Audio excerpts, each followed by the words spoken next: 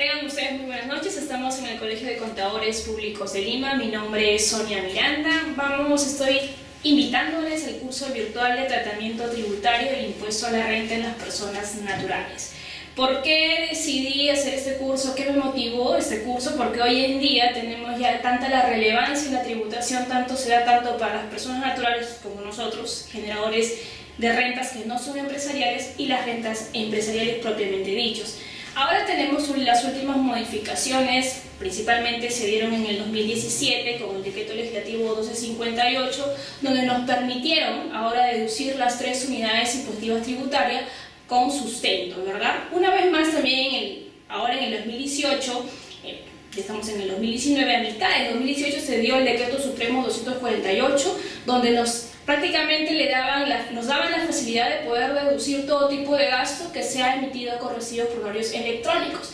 ¿Está bien? Entonces vemos ahora también ya se dio la última resolución que se ha dado de la Administración Tributaria, donde dicen los parámetros que podemos deducir el 15% adicional de gastos para lo que son restaurantes, bares y hoteles. ¿Se das cuenta? Entonces vemos que la tributación en las personas naturales está siendo más dinámica, lo cual nos va a permitir a nosotros, las personas naturales comunes y corrientes, ciudadanos de a pie, poder tener a nuestro favor cierto porcentaje de ingreso, de dinero vía deducciones en nuestra cuenta corriente. Por lo tanto, se motiva a que el curso de tratamiento tributario de personas naturales se hace más relevante. No solamente hablamos de rentas de trabajo, también tenemos las rentas de capital, y también tenemos las rentas de capital divididas como rentas de primera categoría vía arrendamientos y las rentas de segunda categoría. Básicamente ahí está la venta de bienes inmuebles y todos los ingresos que tenemos por intereses, bonos, ¿correcto? Entonces, ¿qué más vamos a aprender en este curso?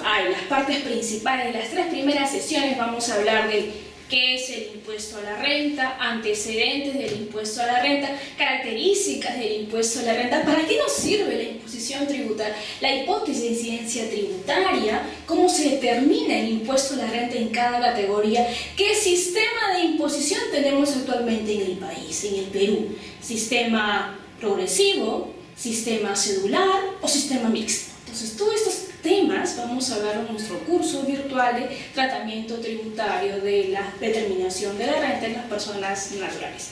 Te invito a que te puedas inscribir, ya que el curso va a estar bastante dinámico y a la vez vamos a llevarnos conocimientos técnicos para poder aplicarlo en nuestra práctica diaria, con el objetivo, estos cursos se hacen con el objetivo de que nosotros aprendamos y no tengamos la necesidad de volver a recurrir hacer cursos de la misma metodología o de la misma materia. El conocimiento es objetivo, aprendo, practico y ya no tengo necesidad de poder invertir en otros cursos que tengan la misma metodología que se está aprendiendo. Al menos esa es la idea que la profesora Sonia Miranda, quien les habla, tiene como objetivo en los cursos que dicto. Muchas gracias.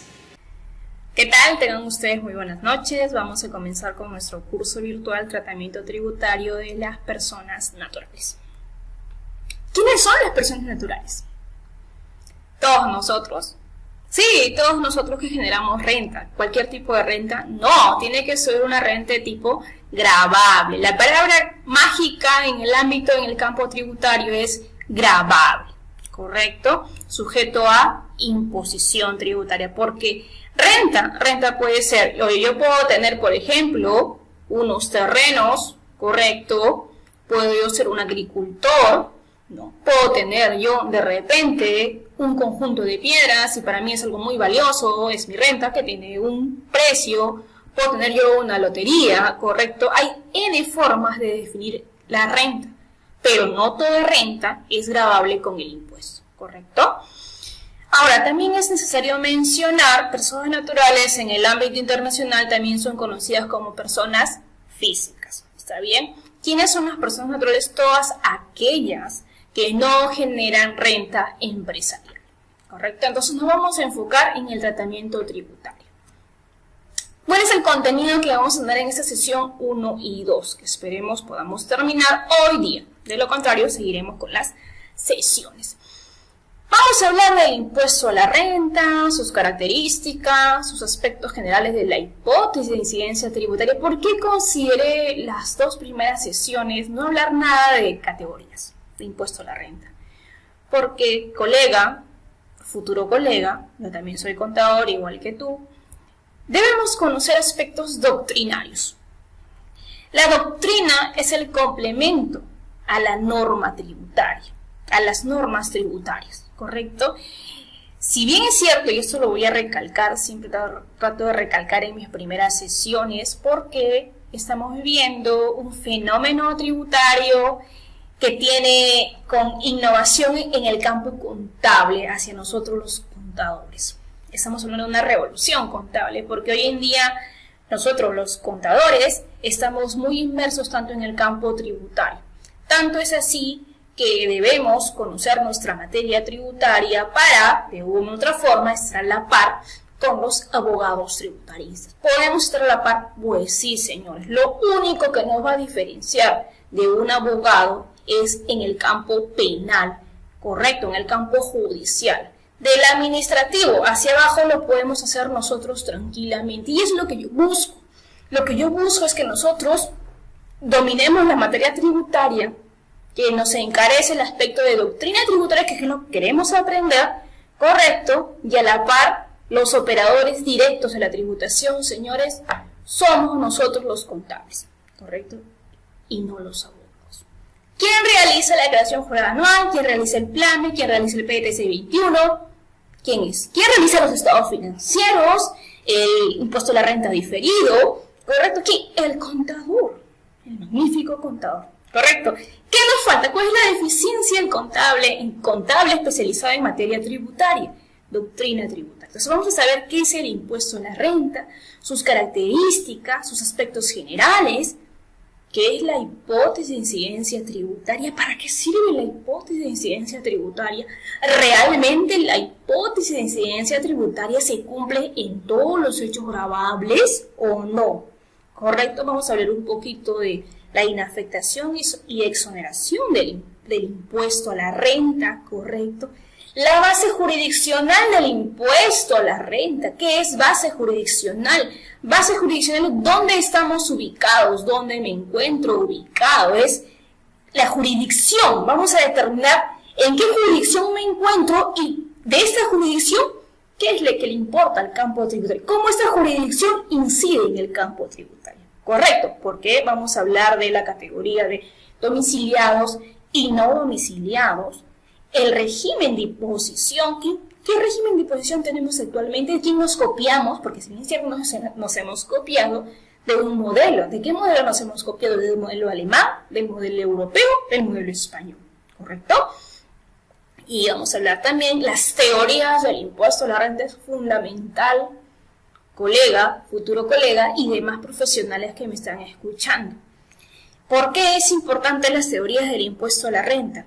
Porque con las teorías del impuesto a la renta yo voy a poder determinar si un ingreso es gravable o no gravable con este impuesto. Correcto. Y todo lo que no está dentro del campo de las teorías entonces no es gravable. Simple, así de simple. Comenzamos entonces. Entonces, renta es una palabra que en el lenguaje económico recibe acepciones más variadas, como por ejemplo, renta, que viene a ser patrimonio, retribución, beneficio, provecho, rendimiento, ganancia, utilidad, fortuna, capital, medios, riqueza, fondos. Esa es la denominación que el lenguaje económico le dan a renta. ¿Toda esa denominación está dentro del campo tributario? No, señores. Correcto. Entonces, ¿qué es renta?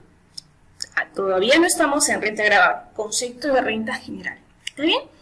Todo lo que en la esfera patrimonial de un sujeto produce satisfacciones o enriquecimientos. Correcto, eso es renta. Este concepto debe trasladarse a definiciones debe, pues, calzar en definiciones legales susceptibles de ser aplicadas por la administración tributaria. ¿Qué es renta? Hemos visto que es sinónimo de ganancia, beneficio, utilidad, todo aquello que genere beneficio o enriquecimiento para quienes lo perciben. Eso es lo que dice la RAE. ¿Y cuál es el concepto económico de renta? Abarca el enriquecimiento después de realizar los consumos. Se traduce en el incremento de riqueza, aumento de bienes y servicios que una persona tiene a su disposición. Su valor constituye una renta. También se constituye renta las ganancias de capital, los aumentos del valor de un bien de capital. ¿Qué entendemos por ganancia de capital? Y acá está prácticamente las rentas de segunda categoría. Los intereses, los bonos, las acciones, los fondos mutuos, ¿correcto? Los dividendos.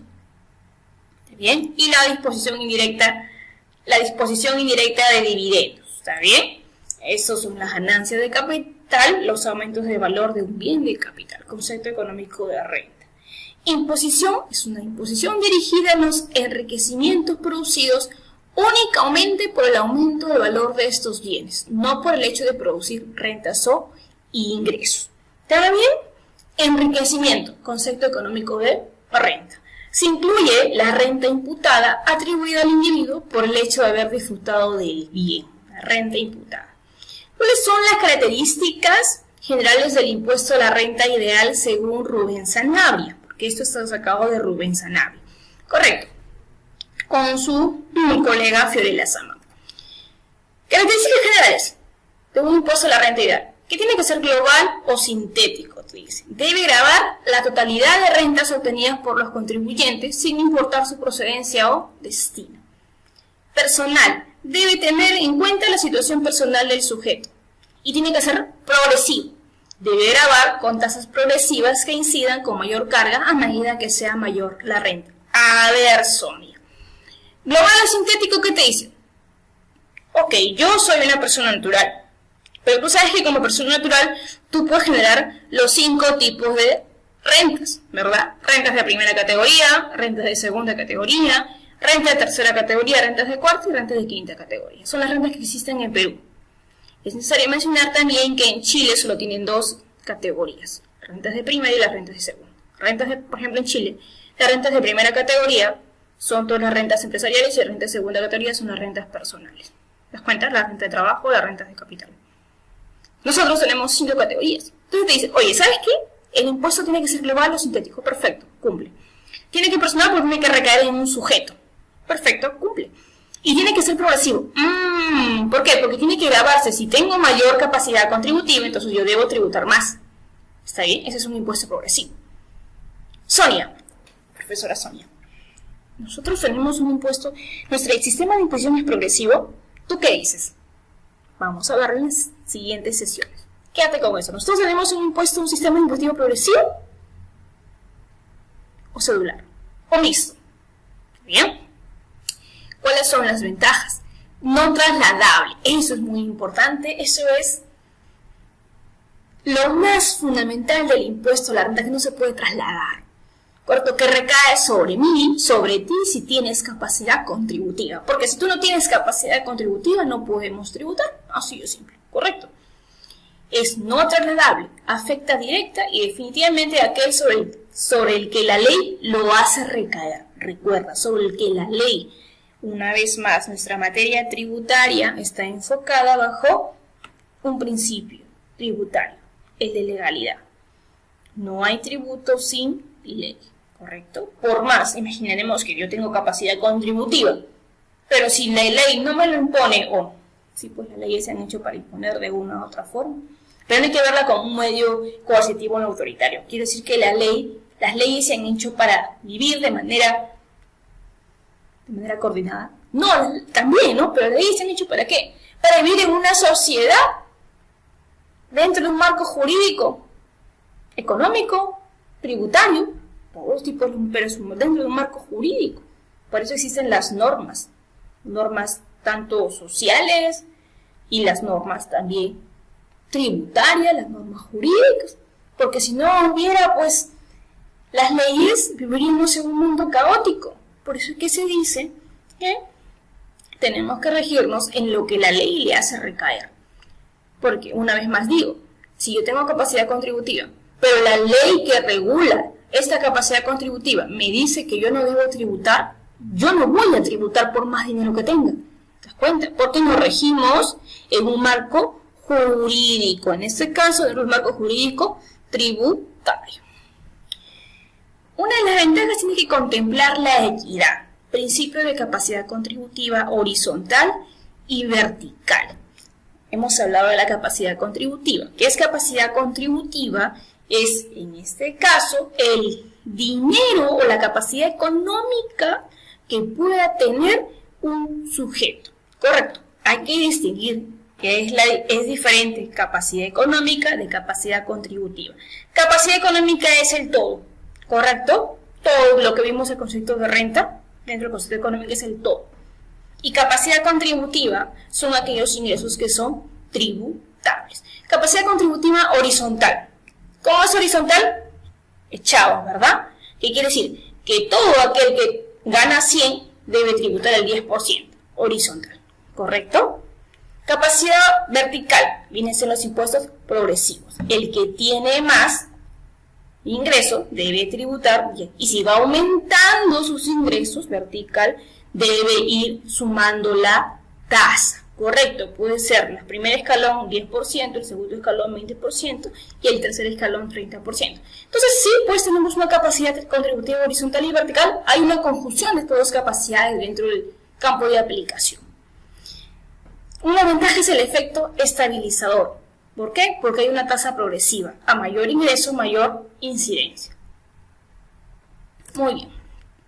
Ahora, teniendo en consideración que no hay tributo sin ley y sin capacidad contributiva, porque esos son los dos principios pioneros en el campo tributario, principio de la legalidad y el principio implícito de capacidad contributiva, que quiere decir, si yo no tengo ingresos en un determinado periodo, tú no vas a tributar porque no tienes capacidad contributiva. Bien, ¿te acuerdas que habíamos hablado que no hay tributo sin ley? Entonces, ¿dónde entra la hipótesis de incidencia tributaria? Señores, en doctrina tributaria se indica que se tiene que cumplir esta hipótesis para que se dé el hecho imponible. Tú vas a encontrar en el campo tributario esos dos términos muy comunes. ¿Y cuál es el hecho imponible? ¿Cuándo se da el hecho generador de la obligación tributaria? Para poder hablar de estos términos, que te dice incluso el artículo 1, 2 y 3 del Código Tributario, el Código te dice, va a grabar cuando se va a grabar una operación cuando se produce el hecho generador de la obligación tributaria. Va de frente al hecho generador de la obligación tributaria, señores. Entonces, también es necesario mencionar que nuestro Código Tributario no te define qué es el concepto de tributo. Tenemos que recurrir, ni siquiera, porque yo puedo hablar del artículo 1, 2 y 3 del Código Tributario, pero no queda ahí. Tenemos 16 normas, ¿verdad?, del texto preliminar del Código Tributario. En la norma 4 nos dicen, ¿no?, los tributos están compuestos por impuestos, contribuciones y tasas. Así, por default, de frente. Yo digo, ¿qué es un tributo, señores? ¿Qué es un tributo? No te señala qué es un tributo. Ahora tenemos que recurrir a doctrina tributaria, a lo que dice Dino Harash, a lo que dice Villegas, a lo que dice Walker Villanueva, a lo que dice Mario Cucci, a lo que dice el señor Ponce León, lo que dicen los doctrinarios. ¿Por qué? ¿Quiénes son los doctrinarios? Aquellos que escriben, que están en el campo del derecho tributario y, bueno, forma parte de la doctrina tributaria. Ojo, que nosotros también cuando pongamos nuestro libro, cuando pongamos a publicar nuestro libro, también vamos a formar parte de la doctrina tributaria. ¿Correcto? Entonces, mira, la norma te dice, oye, para que se dé una ley, ya, un hecho imponible, primero tiene que darse una hipótesis tributaria, hipótesis de incidencia tributaria. ¿Qué es una hipótesis? Una hipótesis es un supuesto de un hecho, ¿correcto? Ese supuesto de un hecho, para la norma tributaria, está dividido en 4 elementos o aspectos de esta hipótesis, posible respuesta, ¿correcto?, de la incidencia tributaria. Te dice, oye, si se cumplen los 4 elementos teóricos en la práctica, entonces nace el hecho imponible. Y cuando nace el hecho imponible, se va a producir el hecho generador de la obligación tributaria. Pero ¿cuál es lo más importante de la hipótesis de incidencia tributaria? Que tiene 4 aspectos, ¿correcto? Tenemos el aspecto material u objetivo, que responde a la pregunta ¿qué grava? ¿Correcto? Tenemos el aspecto personal o subjetivo, que responde a la pregunta ¿a quién grava? tenemos el aspecto espacial o territorial que responde a la pregunta ¿dónde graba? Tenemos el aspecto temporal. ¿Por qué lo puse en rojito? Porque muchos veterinarios, incluso yo, digo que de los 4 aspectos, ese es el más importante. ¿Por qué? Porque responde a la pregunta ¿cuándo se produce el hecho? Entonces uno dice, oye, pero es el más importante. No, señores, no. Los 4 aspectos son muy importantes. ¿Por qué? Si estamos hablando del aspecto personal o subjetivo, para poder grabar un impuesto, tiene que ser, primero, territorial de por medio. Tiene que ser un peruano. Tengo que identificar si es peruano o no es, o es extranjero. En el lenguaje tributario, tengo que identificar si es domiciliado o no domiciliado. ¿Te das cuenta? Entonces, por eso se dice que los 4 elementos son fundamentales. Que el aspecto temporal que responde a la pregunta ¿cuándo se produce el hecho? Ya es, de todos los 4 aspectos, este aspecto temporal es que es donde recae específicamente para poder respondernos a la pregunta de la NOT, el llamado nacimiento de la obligación tributaria responde al aspecto temporal, ¿correcto? ¿Correcto, colega? Genial. Entonces, cuando se cumplen estos 4 elementos o aspectos, se transforma, recién esa hipótesis se transforma en hecho imponible, porque ya se dio en la realidad. Llamadas esta realidad dentro del campo de investigación como el mundo fáctico, el mundo fenomenológico, este mundo donde estamos viviendo todos los días. Correcto, si se da esa actividad económica en este mundo, en este mundo fáctico, estamos hablando de que se está dando el hecho imponible, ¿correcto? Entonces, para que se dé el hecho imponible, deben presentarse conjuntamente estos 4 elementos. El mesurable no lo considero mucho yo, porque el mesurable es cuando ya tengo la base imponible, voy a tener el impuesto. ¿Sí? Entonces, la ausencia de para que ese mandato abstracto, ¿cuál es ese mandato abstracto? El abstracto viene a ser la hipótesis, pues la hipótesis es un supuesto. Es para que ese mandato abstracto, la hipótesis de incidencia, correcto, para que se dé ese mandato tiene que cumplirse los 4 elementos o aspectos de la hipótesis de incidencia tributaria. La ausencia de cualquiera de esos 4 elementos, ¿está bien?, será insuficiente para la inexistencia de la obligación tributaria. ¿Te acuerdas? O sea, quiere decir que son 3 secuencias. Futuro colega, profesionales que me están escuchando. ¿Por qué? Primero es hipótesis de incidencia tributaria. Correcto. Siguiente. Se da la hipótesis de incidencia tributaria, entonces estamos hablando del hecho imponible. Una vez que se habla del hecho imponible, entonces ya puedo hablar del nacimiento de la obligación tributaria, o sea, del hecho generador de la obligación tributaria. ¿Correcto? Porque entonces, si no hay hecho imponible, no existe obligación tributaria. Así, puntual. ¿Correcto? ¿Cuál es el objetivo de esta hipótesis de incidencia tributaria? Conocer el ámbito de aplicación de las diversas cargas tributarias. Y así nace una carga tributaria u obligación tributaria, cuando se realiza el hecho previsto en la ley como generador de la obligación tributaria. ¿Dónde está eso incluso? En el artículo 2 del Código Tributario, que me hablan de nacimiento de la obligación tributaria, o hecho generador de la obligación tributaria. Por eso, colega, cuando yo te digo que es muy importante conocer el campo doctrinario, es porque lo es. Y más, sobre todo aquellos que nos estamos especializando, somos los especialistas en el campo tributario. ¿Está bien? Entonces, para nosotros, la doctrina tributaria se hace imprescindible en nuestro quehacer diario, vía las lecturas, ya sea de las últimas jurisprudencias, ¿correcto? Ahora, también habíamos dicho, esta es la parte doctrinaria, pero como todo en la vida hay excepciones, por supuesto que sí.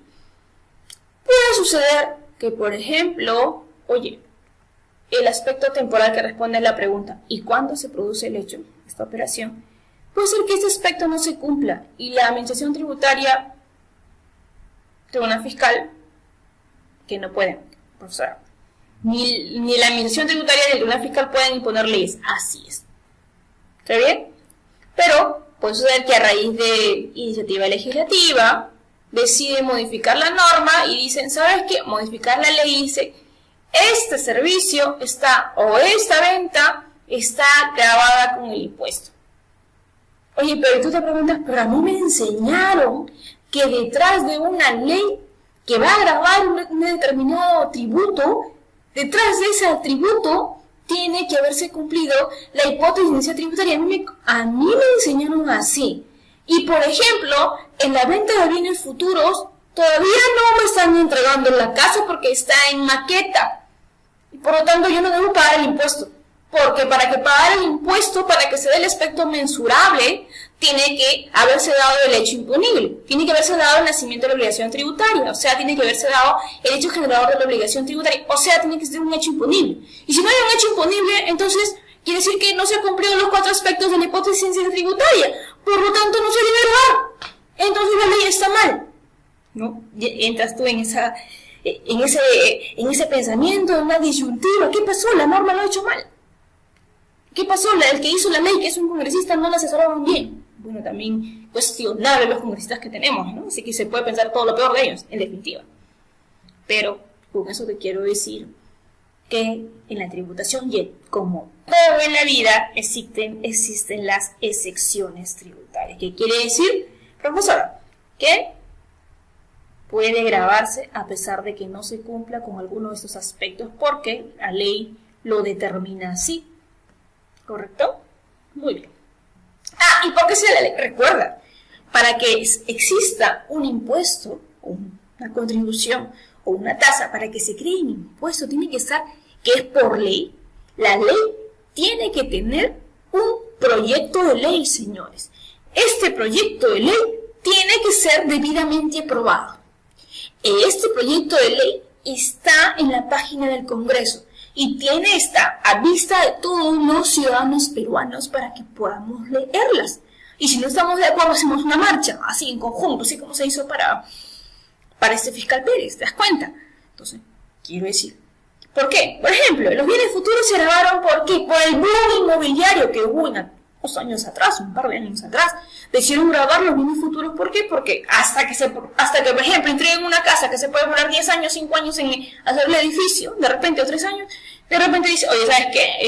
Acá hay mucha acá es evasión de impuestos, se nota. Por lo tanto, el fisco decide grabarlo, en este caso el Congreso, vía ley, vía proyecto de ley, o de repente vía decreto legislativo, ¿verdad?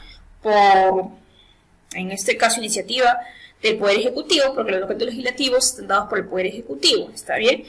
De repente decide grabar con el impuesto los bienes futuros, porque así sucedió, ¿está bien? ¿Por qué? Para evitar, pues, la evasión de impuestos. Sucedió. Entonces, ¿hay un qué? Hay una exposición de motivos, de la razón de por qué se está grabando. Quiero decir también con esto que es importante encontrar la coherencia y la razonabilidad que nosotros tanto utilizamos en el campo contable tributario. Campo contable también, ¿correcto? También en el campo tributario tenemos que utilizar la misma lógica. Entonces, ¿qué es el hecho imponible? El hecho imponible es así, divide tu cabecita en 2. Hipótesis de incidencia tributaria y campo abstracto, supuesto. Se cumplen los 4 aspectos temporales, entonces se da el hecho imponible. ¿Qué es el hecho imponible? ¿Qué dice Gerardo Taliba respecto al hecho imponible? Ha de ser un hecho concreto, o sea, lo puedo palpar, tangible, ¿está bien? Ocurrido en el mundo fenoménico, mientras que la hipótesis de incidencia tributaria es en el mundo de las ideas de Platón. En el mundo ideal, la hipótesis pues está en la mente, es un supuesto. Ya, el hecho imponible, correcto, es un hecho concreto, ¿está bien? Ocurrido en el mundo fenoménico, como acontecimiento fáctico, sensible, palpable, concreto, material, aprehensible, así lo define Taliba, en el mundo fáctico, en el mundo fenomenológico. Fáctico viene de realidad, ¿está bien? Y que va a corresponder este hecho imponible a la imagen abstracta. ¿De qué? ¿Cuál es la imagen abstracta que estamos hablando? De la hipótesis de incidencia tributaria. ¿Correcto?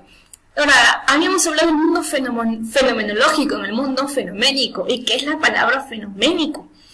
El mundo tal como aparece a los seres humanos, como resultado de haber sido estructurado por el entendimiento humano. Es el mundo fenoménico, ¿correcto? Entonces, con esta definición tanto de hipótesis de incidencia tributaria, hecho imponible, hecho generador de obligación tributaria y sus elementos, Puedo decir entonces que estamos preparados para poder entender por qué nacen las leyes tributarias o por qué se tiene que gravar una determinada operación. Hecho imponible, y terminamos con esta definición. Dino Harash puntualiza la diferencia que establece que hay una simbiosis, una síntesis de poder, y Dino Harash dice, oye, mira, mientras que la hipótesis es esto, el hecho imponible es esto, ¿correcto? Dino Harash puntualiza la diferencia que establece entre hipótesis de incidencia y el hecho imponible. Al decir, en todos los casos se debe tratar de hechos que se produzcan, ¿dónde? En la realidad. La imagen abstracta de que ellos formulan las normas jurídicas. ¿Cuál es el objetivo? La imagen abstracta de las normas jurídicas, ¿correcto? Eso es la hipótesis tributaria, se va a dar en la realidad, el hecho imponible, ¿está bien? El objetivo, conocer el ámbito de aplicación de las diversas cargas tributarias. Ya habíamos hablado del objetivo, ¿verdad? Muy bien. Entonces, cuando ya se da el nacimiento de la obligación tributaria, acá está, esto está en el artículo 2 del Código Tributario. Entonces, ¿qué es la obligación tributaria? Es el vínculo, el nacimiento de la obligación tributaria. Es el vínculo obligacional al que corresponde al concepto de tributo. Si existe un tributo, tiene que también estipularse en qué momento tú contribuyente, yo contribuyente, tenemos que pagar ese tributo. Correcto. El vínculo, nacimiento de la obligación tributaria. El vínculo obligacional al que corresponde al concepto de tributo. Correcto. ¿Y qué es el tributo para la doctrina tributaria? Es una prestación de dinero que el Estado exige en el ejercicio de su poder del imperio. Correcto. El Estado me está exigiendo dinero. ¿Por qué? En el ejercicio primero, ¿por qué? Porque tiene la plena potestad. Porque es el Estado, el soberano de nuestro país, ¿correcto? Pero esto que me exige, esa prestación en dinero que me exige, tiene que ser dada sobre una base, la base de tu capacidad contributiva. Capacidad contributiva, yo siempre cuando lo explico, imagínatelo, porque yo vía físico, cuando estoy en mis clases, yo me toco los bolsillos y dice, oye, el tributo es una prestación en dinero que el Estado me va a exigir, ¿por qué? Porque tiene poder, bajo el poder de su imperio, pero ese poder que tiene para exigirme una prestación del dinero, tiene que ser sobre una base, que es mi capacidad contributiva, ¿correcto? Y aparte de esa base de capacidad contributiva, tiene que darse en virtud de una ley, principio de legalidad. Y para cubrir los gastos que le demande el cumplimiento, ¿para qué? Para cubrir los gastos que le demande el cumplimiento de sus fines, señores. La tributación es muy importante, desde todos los enfoques donde lo vemos, enfoque económico, enfoque social, enfoque político, de política fiscal. Porque la tributación, cuando hablamos de tributación tenemos que hablar de recaudación tributaria. Y cuando hablamos de recaudación tributaria tenemos que hablar de presupuesto general de la República. Y cuando hablamos de presupuesto general de la República tenemos que hablar de ingresos y gastos. Y cuando hablamos de ingresos tenemos que decir que los ingresos corrientes vía tesoro público, vía recaudación, abarca el 86% de todos los ingresos que se puedan dar. ¿Te das cuenta de la importancia de la tributación? Muy importante es.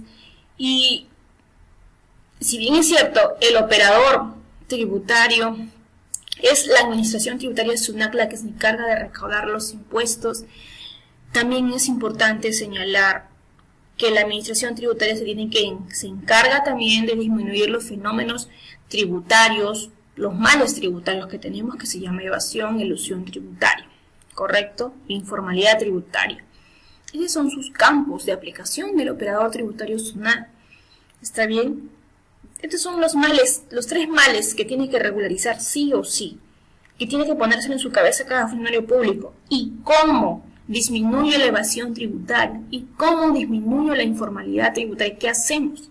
Eso es lo que debe tener cada funcionario de la administración tributaria, ¿correcto? Pero también quiero que se entienda que las consecuencias de lo que se hace con esa recaudación, por más óptima que fuera en el mundo ideal todavía, por más óptima que sea la recaudación gracias al esfuerzo que puede hacer la administración tributaria, si vivimos en un estado de corrupción como la mayoría de los países, ¿ya? Y digo latinoamericanos, lamentablemente las consecuencias que se hace con esa recaudación van a ser pésimas, y lo cual le generan desmotivación, y ahí debemos hablar de la conciencia tributaria, ¿correcto? O de la psicología tributaria que también existe. Entonces, no hay esa consecuencia, causa y efecto que se debería dar entre la recaudación tributaria y lo que se hace con esa recaudación, y lo cual desmotiva a cualquier persona a pagar sus impuestos, ¿correcto? Pero no es que le debemos echar, con esto se quiere decir esto, o sea, la culpa no lo tiene la administración tributaria, en cierta forma, ¿ya? Porque lo que se hace de atrás, lo que hacen con ese ingreso al tesoro público, le corresponde definitivamente a las fiscalizaciones que debe realizar la Contraloría General de la República. La administración tributaria tiene que disminuir la informalidad, la evasión y la ilusión. Y también tiene que hacer incrementos patrimoniales no justificados a todos aquellos que tienen, pues, riqueza de por medio, renta de por medio. ¿Cuánta de esa renta ha tributado o no? Ahí estarían todos los funcionarios públicos que tienen ingresos y saber si justamente han presentado su declaración jurada, que es lo que nosotros vamos a estudiar de personas naturales. Ahora, en nuestro curso está para estudiar la renta de personas naturales. Ellos realmente tributan. La administración tributaria tiene un plan de fiscalización para todos los funcionarios públicos que pasó con los Panama Papers. O sea, vemos en realidad que la generación de riesgo, ¿qué es generación de riesgo? Es cuánto la administración tributaria, qué está haciendo la administración tributaria para poder disminuir estos males que están existiendo. Entonces, eso es su función. Pero cuando esa plata de la recaudación vía, por ejemplo, ya fiscalicé por ejemplo patrimonial no justificado a todos los funcionarios públicos, ya hice esto, mira mi chamba, chévere administración, bien, por fin se está sintiendo la generación de riesgo, mira te estoy escuchando las noticias, bien. ¿Está bien? Es excelente, eso debería ser una administración ideal. Y le entrega al tesoro público la recaudación. Y el 86% son impuestos. Pero cómo se distribuye, señores, eso ya le corresponde a la Contraloría General de la República, ¿no? Entonces, esta sinergia entre SUNAT y Contraloría es magnífica. Esperemos que más adelante se pueda dar o podamos plasmarlo en tesis y a estas podamos tener funcionarios sumamente inteligentes que se den cuenta en relación entre SUNAT y Contraloría General de la República. ¿Está bien? ¿Por qué he dicho todo este tema ¿por qué te he dicho este enfoque hablando del origen? El origen es una hipótesis de incidencia tributaria, señores. Si tú no sabes qué es una hipótesis de incidencia tributaria, lo cual estás aprendiendo ahorita, si es que no lo has escuchado, ya, entonces estamos mal parados. Nuestras bases, futura colega, tienen que estar correctamente cimentadas. Si aprendemos de lo mínimo, lo pequeñito bien aprendido, créeme que todos los demás conceptos que llegan hacia adelante no van a ser nada complejos y van a ser muy, muy fáciles de poder determinar si está grabado o no con el impuesto. ¿Está bien? Bien, ahora sí, continuamos. Hasta ahí hemos terminado el tema de la hipótesis de incidencia tributaria. Vamos a ver la hora ya. Estamos en medio todavía. Muy bien. Entonces, voy a minimizarlo acá. Impuesto a la renta de personas naturales. Materia imponible. Entonces, sabes que la palabra imponible viene a ser como grabable. ¿Qué voy a grabar? ¿Correcto? ¿Te acuerdas? De tu hecho imponible. La renta es la expresión de la capacidad contributiva de un sujeto. ¿Qué es la capacidad contributiva? ¿Cuánto de dinero, tanto de dinero como en bienes materiales, yo puedo haber adquirido de acuerdo a mi esfuerzo, de acuerdo a mi trabajo, de acuerdo, a mi herencia, lo que tú puedes obtener? Ahora, también es importante precisar acá, las herencias no son gravables. Que son los famosos impuestos al patrimonio. Los impuestos al patrimonio no se graban, no entra dentro del campo de aplicación del impuesto a la renta. Es una pena. Sí, es una pena, lo digo porque en Chile, en Ecuador, en España, tienen impuestos al patrimonio. Ustedes también lo que son impuestos al patrimonio, a las herencias y a las donaciones. ¿Correcto? Pero fue grabado en una oportunidad, te diré que es el 2008, en nuestro país, sí fue grabado en el impuesto al patrimonio. Sin embargo, se derogó. puedes tratar de investigar la razón de la derogación y por qué no motivar. Hay que hacer un artículo, si podemos trabajar en un artículo me había olvidado, ¿no? Sí, pues hay que hacer un artículo también, así también aprendemos un poco más de la razón de por qué se derogó el impuesto al patrimonio o por qué no volver a gravar el impuesto al patrimonio, ¿correcto? Los pros y los contras. Bien, entonces, nosotros vamos a trabajar el impuesto, dice impuesto a la renta, ¿no? Solo graba renta. Riqueza. La riqueza se puede expresar en 3 momentos, en 3 etapas: renta, patrimonio y consumo. Nosotros vamos a hablar solo de renta porque el patrimonio no se graba y el consumo es del IGB, ¿correcto? De la imposición, o también llamada imposición indirecta. Acá están los elementos del impuesto a la renta, ¿te acuerdas? Que son muy parecidos, obviamente. Obviamente esos elementos del impuesto a la renta salen de la hipótesis de incidencia tributaria que se aplica. Primero, el concepto de impuesto a la renta, de renta, vamos a encontrarlo en el artículo 1 y el artículo 5 de la ley del impuesto a la renta. ¿Qué hay qué hay en esos artículos, colega? O profesional que me estás escuchando, o futuro colega. Acá me definen ¿qué es el ingreso? ¿Qué ingresos son gravables? Del artículo 1 al 5. Ok, quiere decir, profesora, que yo voy a leer mi artículo 1, 2, 3, 4, 5 y ya sé qué ingresos son gravables. Así es. Sin embargo, también hemos hablado desde la introducción del preámbulo, que es importante la doctrina tributaria.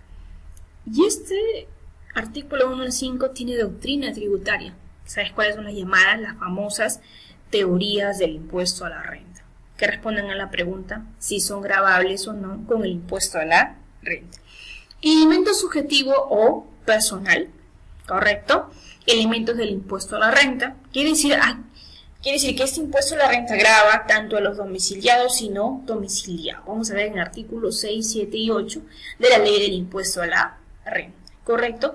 En el elemento temporal me habla de en qué momento nace la obligación de uso, en qué momento se produce esta operación económica.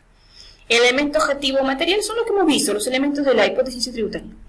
Objetivo material, ¿qué voy a grabar? Voy a grabar el terreno, voy a grabar las piedras, voy a grabar la ganancia, ¿te cuenta? Y ahí viene la respuesta a las teorías del impuesto a la renta, que son 3 teorías. Lo vamos a ver en las siguientes filminas, ¿correcto? El aspecto espacial o base jurisdiccional, que responden a la pregunta ¿dónde? Que también vamos a estudiarlo acá. Que hay renta de fuente peruana, renta de fuente extranjera y los famosos conceptos de domiciliados y no domiciliados. Yo quiero que tú entiendas que domiciliados es un peruano, así como nosotros, ¿está bien? Y un no domiciliado es un extranjero, ¿correcto? Pero en la terminología tributaria solamente tú vas a conocer 2 términos, nada más. Domiciliado y no domiciliado, ¿correcto? La tasa viene a ser la mensurable, el aspecto mensurable, que puede ser persona natural o persona jurídica y no domiciliados, ¿correcto? Las tasas, ¿dónde nos encontramos? En el artículo 53 de la ley del impuesto a la renta para personas naturales, en el artículo 55 de la ley del impuesto a la renta para personas jurídicas y en el artículo 56 de la ley del impuesto a la renta para personas no domiciliadas. Muy bien, excelente. Ahora sí, vamos a entrar a renta gravable. Luego de renta gravable, de sus conceptos, sus características, vamos a hablar de las teorías del impuesto a la renta, ¿correcto? ¿Qué tenemos en renta gravable? Antecedentes. La renta es la manifestación de riqueza. Es uno de los elementos primordiales que determinan la aplicación del impuesto a la renta. Manifestación de riqueza. ¿Te das cuenta? Entonces, ¿qué quiere decir? Oye, si tú te das cuenta, la manifestación de riqueza es un elemento primordial que determina la aplicación del impuesto a la renta. Quiere decir que si yo no tengo manifestación de riqueza, entonces no va a ser gravable. Así es. Por eso que decimos que el impuesto a la renta es lo que más se acerca a la equidad tributaria o famosa justicia tributaria, señores. Justicia tributaria. Entonces, lo que se debe incidir, oye, si tú te das cuenta, oye, profesora, si el impuesto a la renta es la manifestación de riqueza, ¿por qué? ¿Por qué? Entonces, vemos que la administración tributaria, la recaudación de impuestos siempre es mayor del IGB. Hay recaudación tributaria en porcentaje mucho menor es el IGB y mucho menor es la renta, porque te das cuenta que si el impuesto a la renta es la manifestación de riqueza, se debe incidir en el cobro en el impuesto a la renta y no en el IGB.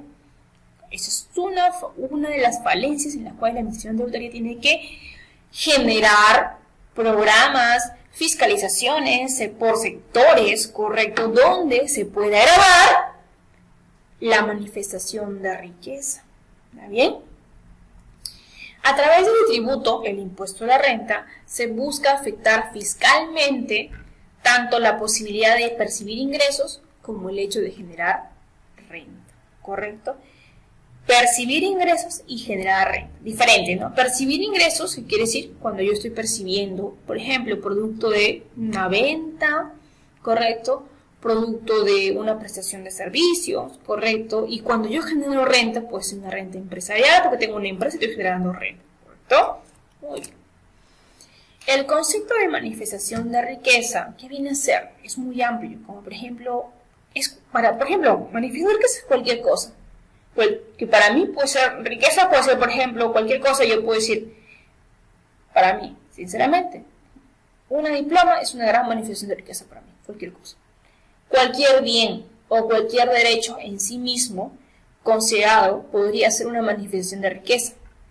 Un inmueble considerado como extensos metros y kilos de tierra sería una manifestación de riqueza. Pero, y esto es muy importante, con esta entonación, pero la riqueza que nos interesa a efectos del derecho tributario, pero la riqueza que nos interesa a efectos del derecho tributario no es la riqueza mundial, que por cierto está solamente, abarca o recae solamente en prácticamente el 10% de personas. No hablamos de una riqueza mundial, ni la riqueza nacional, ni la riqueza paisajística, ni la riqueza natural. Estoy hablando, en el campo tributario, de una riqueza individual, ¿correcto? El impuesto a la renta grava la riqueza individual. Muy bien. Y las manifestaciones de riqueza individual que nos interesa a efectos del derecho tributario son aquellas que han sido plasmadas, eso es también muy importante, por eso está rojito, son aquellas que han sido plasmadas o contempladas ¿en dónde? En una ley tributaria. Por eso dije que no hay tributo sin ley y tampoco hay tributo sin capacidad contributiva. ¿Correcto? Son aquellas que han sido plasmadas o contempladas en una ley tributaria para ser grabadas por un impuesto. Nos interesa aquello que a efectos legales se considera riqueza. ¿Correcto? Como por ejemplo, si yo alquilo un departamento, mi departamento, por lo tanto, es riqueza que a efectos legales sí es grabable. ¿Por qué? Porque es la renta de primera categoría, esa en el artículo 23 de la ley del impuesto a la renta. O sea, a efectos legales se considera riqueza. Yo tengo, para mí mi riqueza es mi título, mis títulos en realidad. Para mí mi riqueza son mis títulos, ¿correcto? Para mí es todo lo que tengo de repente, ¿correcto? Pero esa riqueza, mis títulos, mi cartoncito, ya, no, a efectos legales no se considera riqueza, por lo tanto no va a tributar, ¿correcto? Entonces ya tenemos dos cosas importantes. Son aquellas, primero, ¿qué me importa la tributación? No me importa la riqueza mundial, ni la riqueza peruana, ni la riqueza paisajista.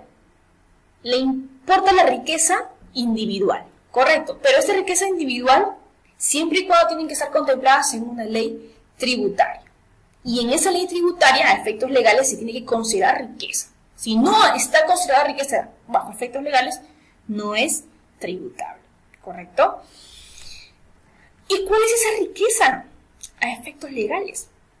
La que ha sido descrita al definir los objetos de gravamen de los distintos impuestos, ¿correcto? O sea, estamos hablando de la hipótesis de incidencia tributaria, ¿correcto? Porque no hay ley si es que no se cumple la hipótesis de incidencia tributaria, con las excepciones del caso, ¿correcto? El impuesto a la renta es un tributo que se precipita directamente sobre la renta como manifestación de riqueza. riqueza de tipo individual. Correcto. En estricto, dicho impuesto grava el hecho de percibir o generar renta. Claro, profesora, porque también lo vamos a ver, estamos recordando también. Está hablando de percibir ingresos y generar renta. En el Perú, porque ya hemos hablado que Chile solo tiene 2 categorías, en el Perú tenemos 5 categorías del impuesto a la renta, los cuales se basan para poder determinar el impuesto o la obligación tributaria, se basan bajo principios tributarios, ¿sí o no? Que también está regido dentro del marco de la ley, el artículo 57 de la ley del impuesto a la renta. Y nos dice, las rentas de primera categoría se basan bajo el principio del devengado. Las rentas de segunda categoría se basan bajo el principio del percibido. Las rentas de tercera categoría se basan bajo el principio del devengado. Las rentas de cuarta categoría se basan bajo el principio del percibido. Las rentas de quinta categoría se basan bajo el principio del percibido. ¿Te das cuenta? Entonces, por eso se dice, como grava esta manifestación de riqueza, que puede generarse tanto por el hecho de percibir o generar renta. Generamos renta, primera y tercera categoría, la cual puede generarse de fuentes pasivas, percibir, capital, y de fuentes activas, trabajo, correcto, trabajo dependiente o independiente, o de fuentes mixtas, realización de una actividad empresarial que es capital más trabajo. Entonces, ¿qué grava esa manifestación de riqueza? Rentas activas, de que pueden ser rentas generadas por fuentes pasivas o fuentes activas. Muy bien. Uy, ya hemos acabado un ratito. Vamos a acabar acá la idea para terminar la primera sesión, que es 1 hora, ¿correcto? Vamos acá. Entonces, de la explicación, qué bonito es entender un poquito de el origen de las cosas, ¿no? Entonces, de por qué se da el impuesto a la renta, ¿no? El principio. Ahora tenemos las características. Vamos a acabar esta sesión con las características. El impuesto a la renta, en tal secuencia de ideas que hemos venido conversando, es de advertir que el impuesto a la renta no grava la celebración de contratos. Uy, profesora, ay, acá me está... Acá ya hizo un efecto en mi cerebro que ya me confundió. ¿Por qué? Porque, profesora, recuerde que el decreto legislativo 1425 ha definido el concepto de devengo tributario.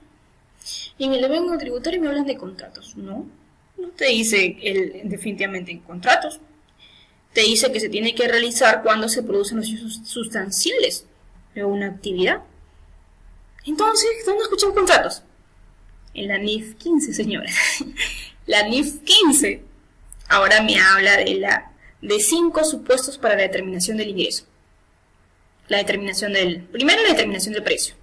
El contrato. Determinación del contrato, determinación del precio, determinación de las obligaciones de desempeño, correcto, determinación de precio, cada obligación de desempeño y determinación de ingreso.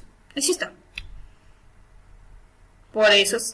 Pero, entonces, eso es para que tú entiendas que debemos llevar un curso de... No, tenemos que leer nuestro código civil, un poco de contratos y ya. Yo por esto quiero hacer un libro respecto al tema ahí, ya pronto saldrán noticias de Dios mediante. Entonces, no te vayas a equivocar.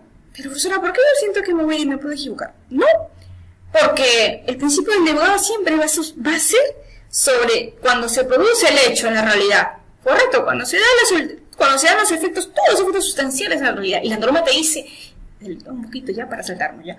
Y el decreto legislativo 1425, su primera disposición complementaria final te dice, y se puede utilizar la NIF 15 para poder complementar. Por eso, y la NIF 15 te habla de contratos, pues. ¿Está bien? Pero se puede complementar. Recuerda que tú tienes que basarte en el concepto de devengo tributario, ¿correcto? Que es muy diferente a la determinación del ingreso para el devengo contable que te habla la NIF 15. Determinación de contrato con clientes, ¿correcto? ¿Sí, no? Muy bien. Entonces, en tal secuencia de ideas es de advertir que el impuesto a la renta no grava la celebración de contratos, sino la renta que se obtiene o genera por la instauración y ejecución de obligaciones que emanan de un contrato. ¿Correcto? ¿Qué quiere decir? Instauración y ejecución de las obligaciones que emanan de un contrato.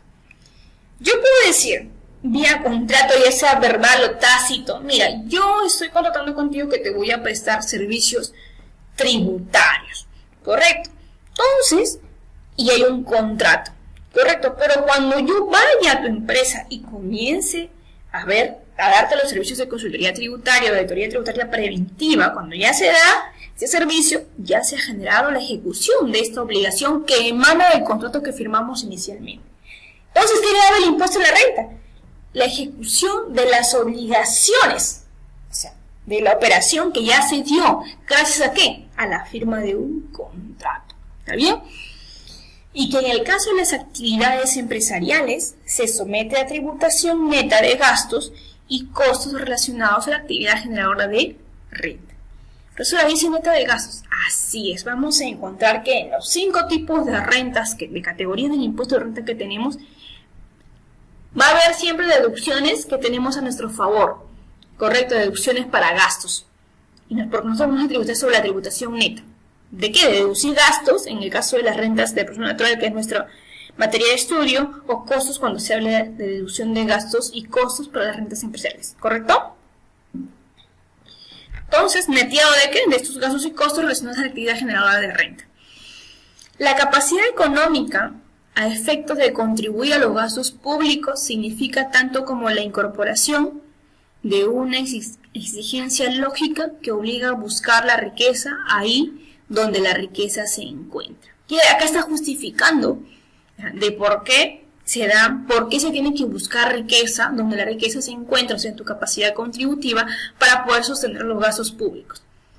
Con eso te quiero decir, futuro colega personal que me estás escuchando, que como nosotros pagamos nuestros impuestos, tanto como persona natural básicamente, porque es lo que estamos estudiando, tú sientes una nostalgia porque sea parte de tu ingreso, pero a la vez sientes una alegría porque estás cumpliendo con el fisco. O sea, de una u otra manera, nuestra ética como persona está siendo bastante satisfecha porque estás cumpliendo con una obligación que está determinada por ley, que es lo que hemos estado estudiando. Correcto, porque de lo contrario seríamos evasores de impuestos. Nos duele esa palabra fea, evasores de impuestos. Entonces, ¿por qué? Porque estamos trabajando bajo una capacidad contributiva, porque tuvimos chamba, pues, en el año. Bueno, también es necesario precisar, que ya vamos a hablar más adelante, las disyuntivas que pueden haber entre las rentas de capital y la renta de trabajo, ¿correcto? Muy bien, ahora vamos a hablar de las características del impuesto a la renta y con eso vamos a cerrar la primera sesión, ¿correcto? Ay, perdón. Muy bien, ya. Sí. Tiene el carácter de no ser trasladable. Ya hemos hablado, ¿verdad? Ello por el hecho que afecta de manera directa. Por eso le llama imposición directa. Y a la vez definitiva aquel supuesto que la ley del impuesto a la renta determina. De este modo será el propio contribuyente, tú y yo, quien debe soportar la carga económica por sí mismos. No es que voy a decir, no, que le pague mi mamá, no, que le pague mi esposa, que le pague mi esposo, que le pague mi hermano, total, él tiene plata. No, y te la ajustas. No, correcto. De este modo, por eso se dice que tiene el carácter de no ser trasladable. De este modo será el propio contribuyente quien debe soportar la carga económica por sí mismo. De acuerdo con este criterio, el impuesto no es susceptible de traslación, por lo que afecta directa y definitivamente a aquel sobre la cual la ley lo hace recaer, nosotros, contribuyentes.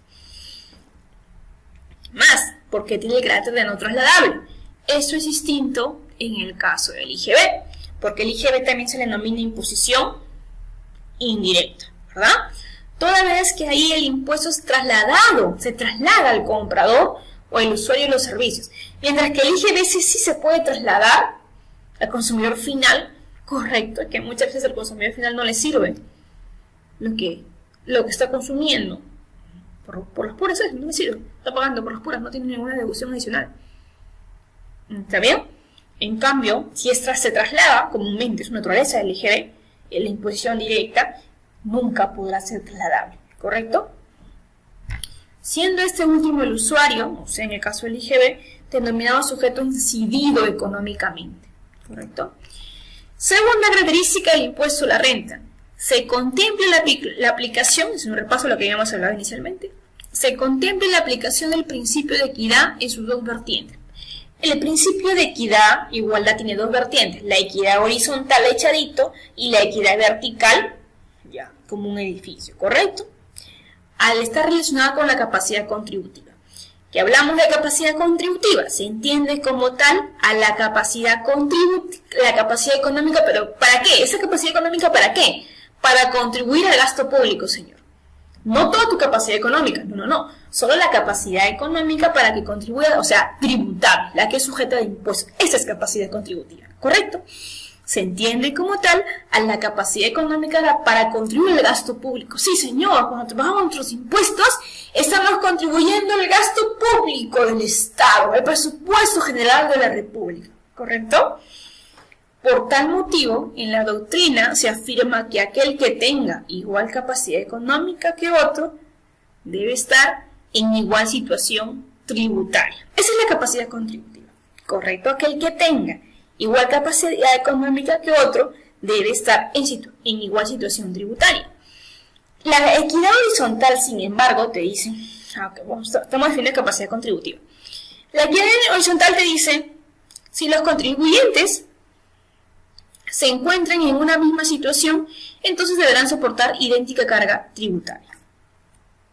Y la equidad vertical, los contribuyentes que tienen menor capacidad contributiva asumen menor presión tributaria, mientras que los contribuyentes que posean mayor riqueza soportan una carga tributaria más elevada. Entonces, la equidad horizontal, si los contribuyentes se encuentran en una misma situación, entonces deberán soportar idéntica carga tributaria. Pero acá también hay que señalar algo muy importante cuando hablamos de la capacidad contributiva, y ahí viene el tipo de las deducciones que se pueden dar, porque dice, por tal motivo, en la doctrina se afirma que aquel que tenga igual capacidad económica que otro debe estar en igual situación tributaria, debe estar, pero no necesariamente dos personas que tienen igual capacidad contributiva pueden estar en la misma situación tributaria, hablando de persona natural, porque puede ser que nosotros ganemos un sueldo, por ejemplo, que ganemos 7.000 soles, ¿correcto? Que ganemos 7.000 soles mensual, ya que yo gane 7.000 soles mensual, y mi compañero de trabajo también gana, obviamente estamos en igual capacidad económica, correcto, pero no podemos decir que estamos en igual situación tributaria o para poder capacidad contributiva, no puedo decir que estoy en igual capacidad contributiva, correcto, ¿por qué? Porque yo puedo ser en realidad, yo soy una mujer soltera, correcto, y mi compañero tiene familia, entonces yo no puedo decir que esta capacidad contributiva es la misma que tiene mi compañero, por más que tenga la misma capacidad económica. ¿Me dejo entender? No, espero que eso no sea un trabalengua. La misma capacidad económica, ¿por qué? Porque mi compañero y yo percibimos 7.000 soles mensuales, ambos, ¿correcto? Pero no los dos tenemos la misma capacidad contributiva, lo que me queda de mi neteado, de mis gastos para poder tributar. No, porque yo soy una mujer soltera, ¿correcto? Y mi compañero tiene 4 hijos encima, ¿correcto? Tiene 4 hijos, definitivamente sus gastos son mucho mayores que mis gastos. ¿Te das cuenta? Sin embargo, la norma no prevé aún este tipo de necesidades diferentes que tienen personas, ¿correcto? O me vas a decir que sí. Pues sí, te digo que sí. Y si son aquellos que estaban más o menos bajo los años 80, ya, ¿te acuerdas que sí se podía? En ese entonces sí se podía deducir las rentas personales, si soy casado, si tengo hijos, no tengo hijos, correcto. Pero ¿qué pasó?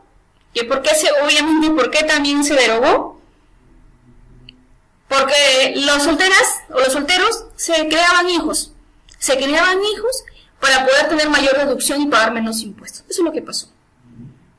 Entonces, por eso es que justamente con esto de las novedades del decreto legislativo 1258 y la deducción de cierto tipo de gastos, como que estamos volviendo un poquito a lo que había pasado anteriormente, muchos años atrás, pero ya no para ciertos gastos, o sea, ya están más seleccionados, y que por cierto también está vía, esperemos, ¿no? Porque está vía estudio, vía publicación todavía seguramente los gastos educativos.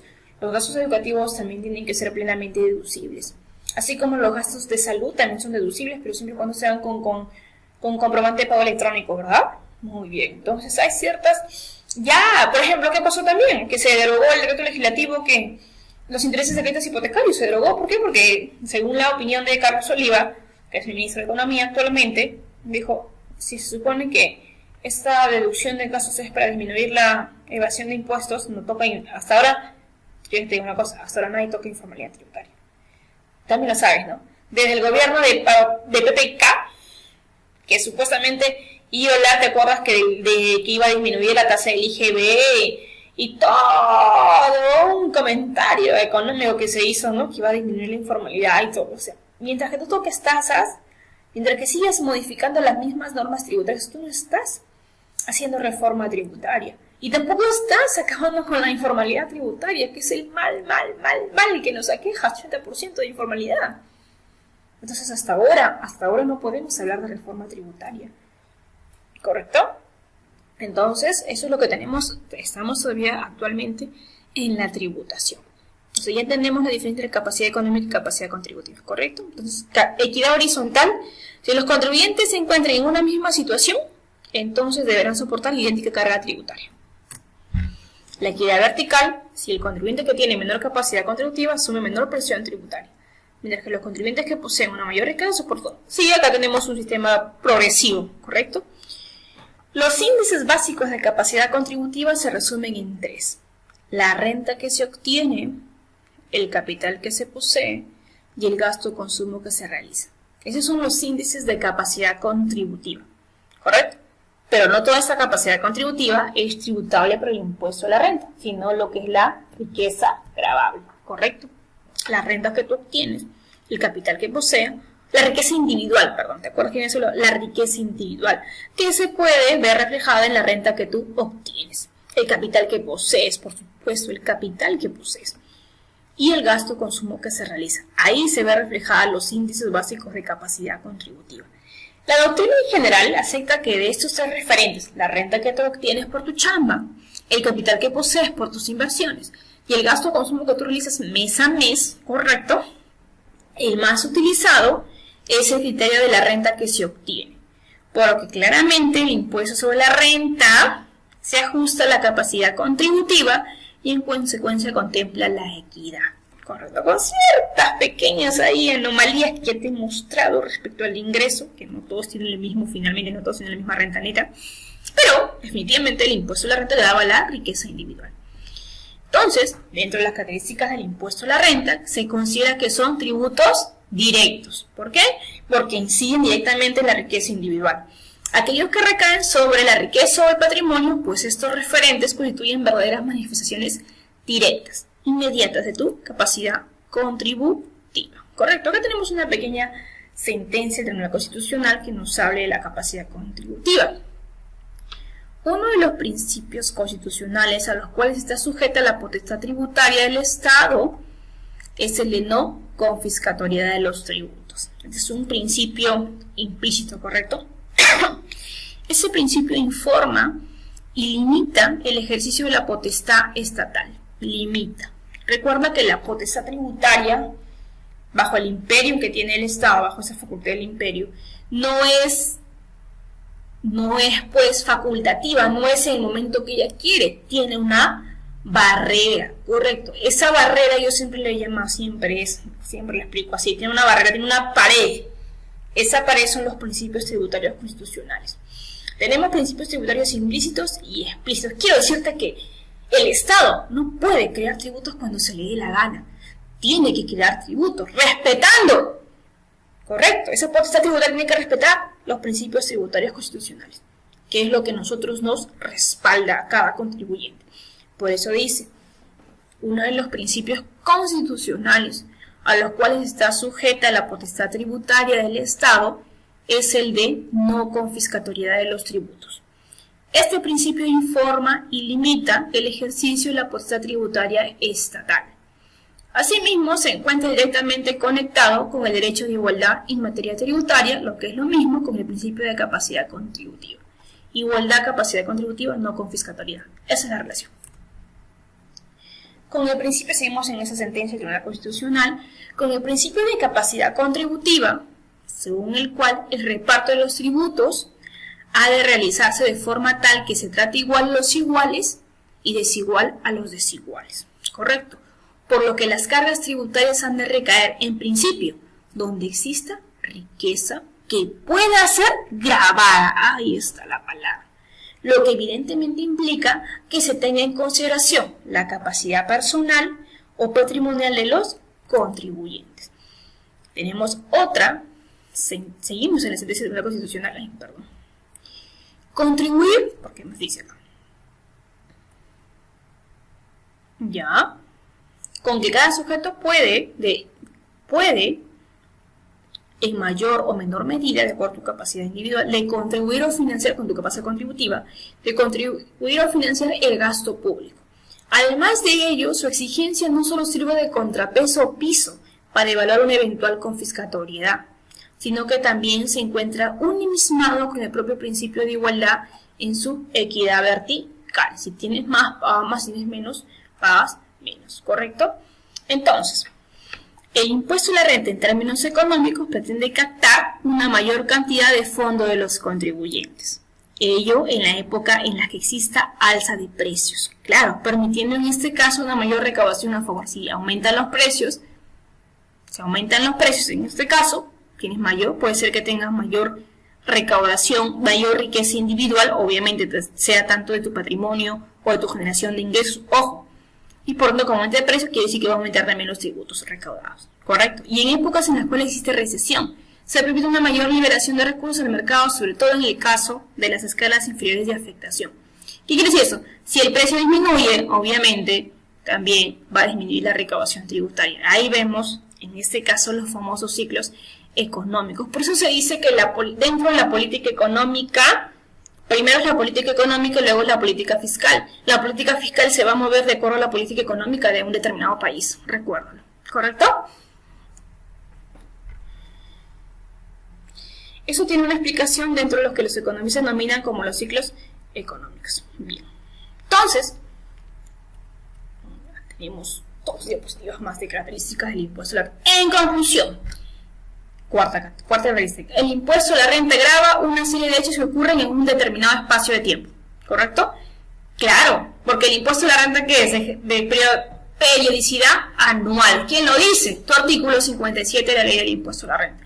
Ello significa entonces que hay una sucesión de hechos económicos producidos en distintos momentos, respecto a los cuales el legislador verifica que la hipótesis de incidencia tributaria se va a configurar después de que transcurra este periodo.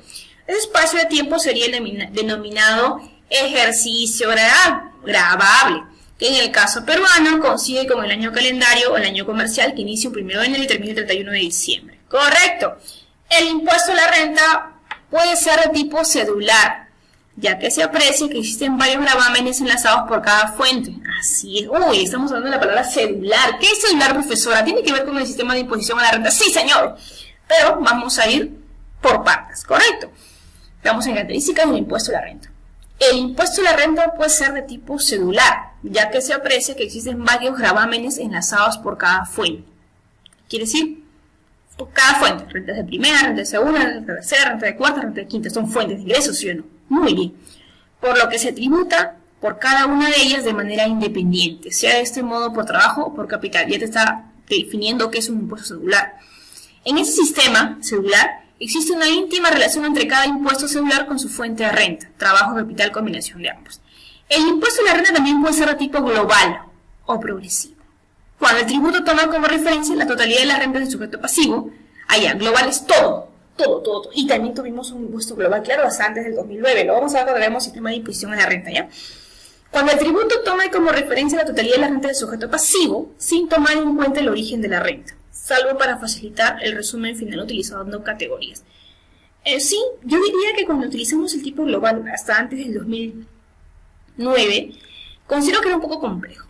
Y a la vez tenía sus ventajas y desventajas. ¿Por qué tenían sus ventajas? Tenía desventajas por tipo complejo. Correcto. Y las ventajas era porque podíamos tener pérdidas arrastrables. Como era global, podíamos tener pérdidas arrastrables. Por ejemplo, yo podía hablar de renta de primera categoría, como global lo puedo utilizar, esa pérdida la puedo utilizar para la renta de trabajo. Correcto, podéis hacer esa opción. Correcto, en cambio el impuesto celular es cancelatorio, ahí queda. O sea, si tienes a tu favor, no es que el fisco te puede devolver de repente. ¿Por qué? Porque de repente tienes retenciones que has pagado en exceso, pero por esa opción. No porque tienes, pues, no como el global semejante a la determinación del impuesto a la renta empresarial. No es así. ¿Correcto? Bien, señores, hasta acá hemos terminado con la primera sesión. La primera sesión estaba dada básicamente para poder trabajar qué es el impuesto a la renta, características del impuesto a la renta y también para hablar, obviamente, de la hipótesis de incidencia tributaria. Espero que esta sesión, vía su introducción, haya sido de tu agrado. Nos vemos la siguiente sesión, número 2.